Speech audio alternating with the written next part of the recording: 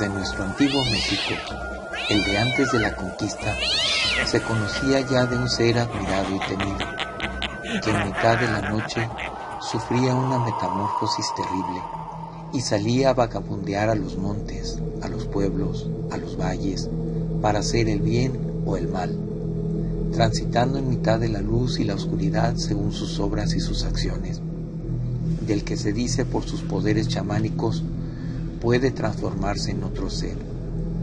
Ya en el Código Florentino, Bernardino de Sahagún les definía como Intlacate Culotl Mocuepani Nahuale, es decir, el Tlacate-Colotl, aquel que se transforma y es poseedor del Nahuali. Así, de este modo, se conceptualizaba a los nahuales, un ser humano el cual mediante hechizos o conjuros y a voluntad propia se convierte principalmente en animal, jaguar, ocelote, serpiente, ave, perro, comadreja, gato, cerdo y un largo etcétera. Aunque también es factible que entre sus metamorfosis tenga la de convertirse en viento, bola de fuego, canepla, meteoro, granizo o tormenta. Se decía entre nuestros antepasados que el nacimiento del nahual ocurría bajo el signo Sequiahuitl o uno agua y era ofrecido a Tlaloc. O bien, un niño si era noble y además era ofrecido el día Ejecatl, uno viento, era dedicado a Quetzalcóatl. De ese niño nacería pues un nahual del cual se pensaba también que durante su gestación desaparecería 4 veces del vientre de su madre. Otra de las creencias sobre el nahual es la de su vasto conocimiento sobre el Mictlán, el lugar allá donde van los muertos del México antiguo. Se decía también que por lo regular no tenían mujer y vivían como ermitaños alejados de todos. Del nahual se decía que podía hacer el bien o el mal. En el primer caso, se consideraba que el chamán era sabio, adivino, poseedor de discursos, auxiliador de sus semejantes, desencadenador de la lluvia y repeledor de granizos y tormentas, que podía luchar contra otros seres sobrenaturales por su pueblo. Pero no obstante, del nahual maligno se caracterizaba por tener hechizos para seducir, lanzar conjuros y turbar a la gente. Se decía en las consejas de los antiguos que el ser humano arribaba a este plano de existencia con 2 facetas que están en funciones en el momento del nacimiento, el tonal en el lado derecho y el nahual en el lado izquierdo. Ellos están hechos para el reino exclusivo del hombre de conocimiento. El tonal es el organizador del mundo, tona o el animal o compañero. Ambos conceptos a veces se confunden o pueden ir aparejados. Cuando el nahual y el tona se distinguen, la diferenciación es clara, pues el nahual es un hombre con el poder de transformarse o de transmutarse en animal u otro ser, mientras que el tona es un animal que entabla una relación mágica con el individuo desde su nacimiento, de manera que todo lo que le pasa al primero repercutiría en el segundo y viceversa. Se decía también que el tonal completo era aquel en que ambas de sus partes se encontraban en equilibrio y armonía. Hasta la fecha se mantiene la creencia de que el nahual se transforma en animal, que a mitad de la noche y con el propósito de dañar a sus semejantes, deambula por el campo y los pueblos, que si el animal es atrapado y permanece sin librarse hasta el amanecer, su muerte será inminente, y que en caso de ser herido, cuando tiene la forma de animal, al día siguiente, el nahual, ya recuperada su identidad humana, mostrará las huellas del maltrato que sufrió. En la parte del cuerpo en el que animal fue afectada, ya sea por cuchillo, machetazo, balazo, pedrada, golpe, etc., cuando se le da la muerte en su manifestación zoomorfa o transformación, puede encontrársele muerto con su forma humana ya recuperada, ya llegada a la luz del sol, y si se le agrede como animal, puede salvarse si logra regresar a su casa antes del alba, y que como a las brujas, balas de plata o balas bendecidas o curadas pueden acabar con su existencia en ambos casos.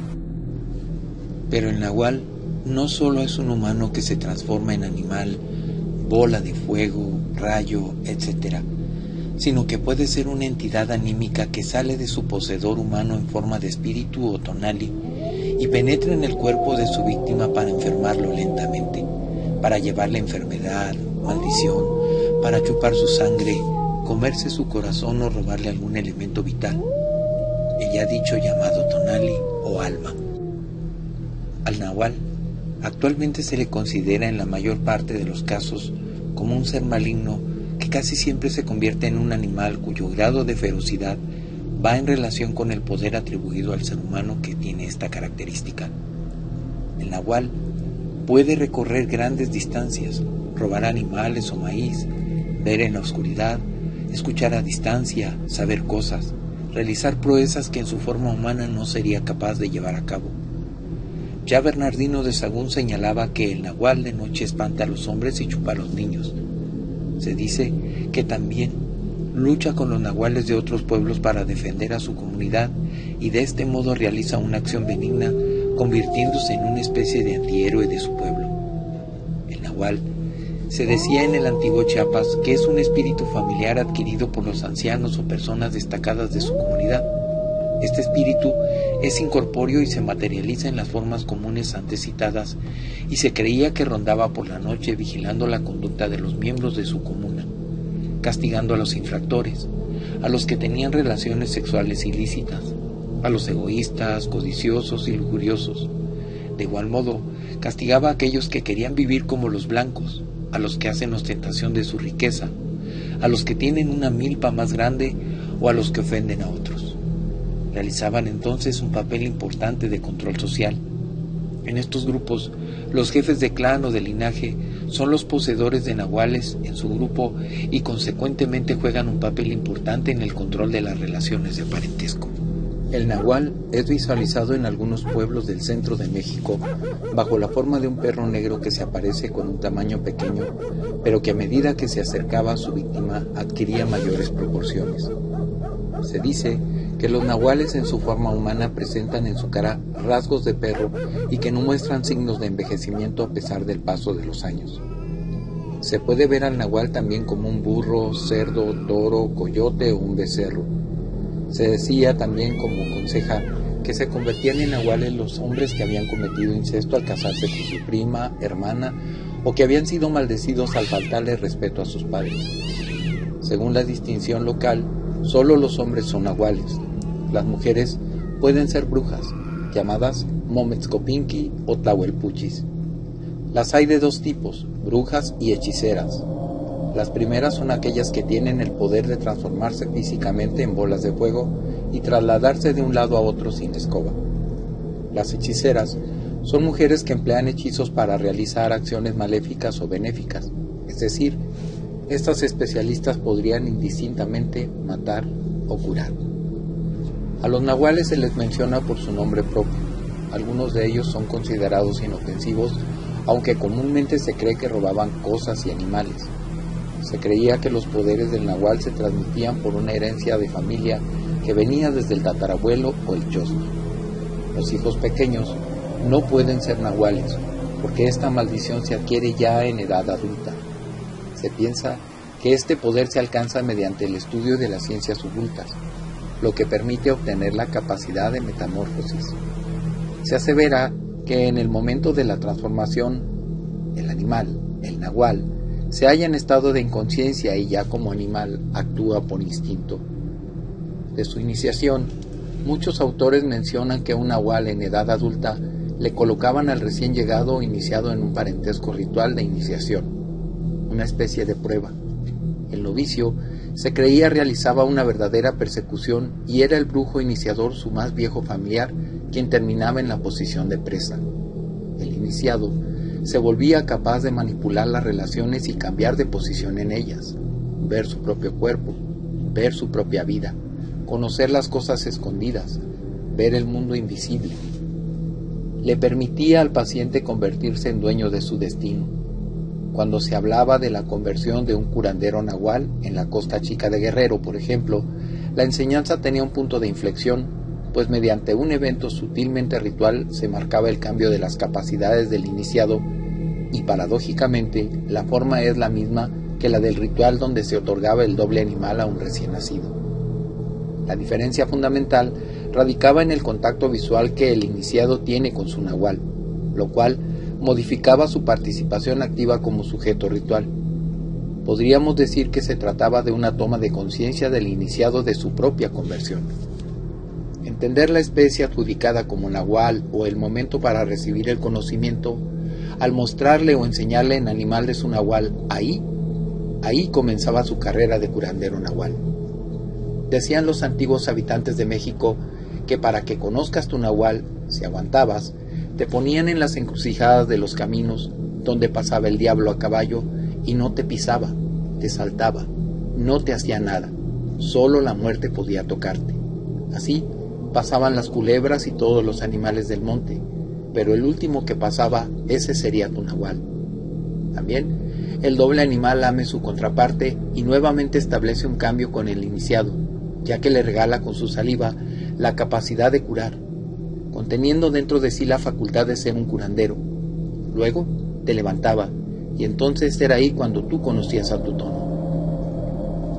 Durante la curación, el curandero enseña su propio animal al iniciado, y a partir de este contacto visual el iniciado adquirirá el control sobre el doble animal. Mirar de frente a su doble como si se mirase frente a un espejo por primera vez, estableciendo un vínculo diferente a través del cual adquiere el don de la videncia, es decir, la facultad de ver y de ver a través de su animal lo que sucede en el monte, como una visión remota de las cosas pero con voluntad propia de dirigirla allá donde quería hacerlo. Después, dependiendo de sus propias habilidades para convertir a nuevos elementos, así como para ser un buen guerrero y crear su propio ejército y llegar un día a representar al jefe de la manada. Cuando el recién convertido ha sido capaz de mirar a su animal directamente, suceden dos cosas. Por un lado, muestra la fuerza que tiene, pues así lo definen, es cosa fuerte, y por otro, le es concedida mediante esta fuerza el derecho de ver a través de los ojos de su animal el espacio dado a los no iniciados, el espacio del monte. Cuando el curandero muestra su nahual a un iniciado, lo convertirá en su ayudante. Así, cada vez que vaya a buscar el animalito de un enfermo de monte para librarlo de los enemigos que lo tienen capturado, el recién iniciado deberá acompañar al brujo nahual, que lo inició en el enfrentamiento contra otros nahuales, y como en un campo de batalla, debe obedecer al jefe para salir bien librado, y sin perder a uno de los suyos, a los de su manada. Además, idealmente, haber conseguido un nuevo miembro para engrosar las filas de su ejército. Cuando los brujos envejecen, se decía, ya no tienen la misma resistencia para curar. Entonces, buscan a quien transmitir sus conocimientos entre sus familiares dándoles enseñanza a otro más joven. Cuando el brujo viejo muera, tiene que quedar otro en su lugar para seguir su tradición. Por eso, el joven iniciado nunca, jamás se le despegará al viejo chamán desde que lo curó y lo inició. Esperará el momento de tomar su lugar cuando muera el viejo chamán. Entonces va a tener el mando y por eso viven en el mismo pueblo. Cuando se es niño, decía el nahual, es débil, por lo que normalmente son carne de cañón para los enemigos. Por ello, se espera que el aprendiz madure física y emocionalmente bajo el cuidado de los viejos chamanes.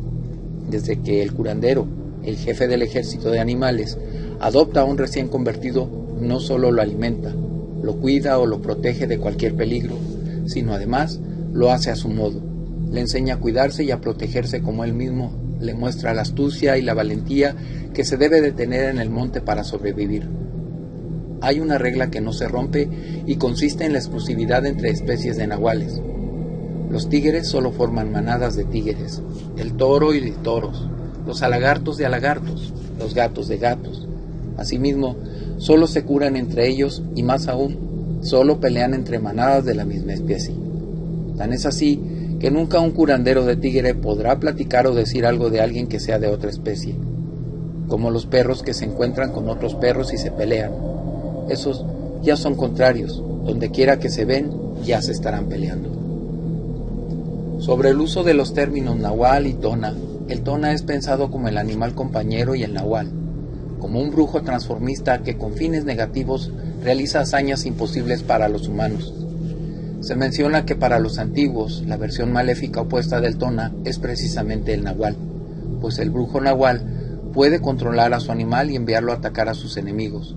Así, manda un espíritu negativo al cuerpo de la persona y si el curandero no paga a los espíritus, el enfermo puede morir. Entre nuestros antepasados, para que un curandero o brujo tenga poder, debía establecer un pacto, digamos, con la maldad, con la oscuridad. Entre los nahuales más conocidos, existe una leyenda de la Revolución Mexicana de un bandido llamado Vicente Alonso, el nahual de Cerro Grande en Colima, del cual podrás encontrar un video en este mismo canal.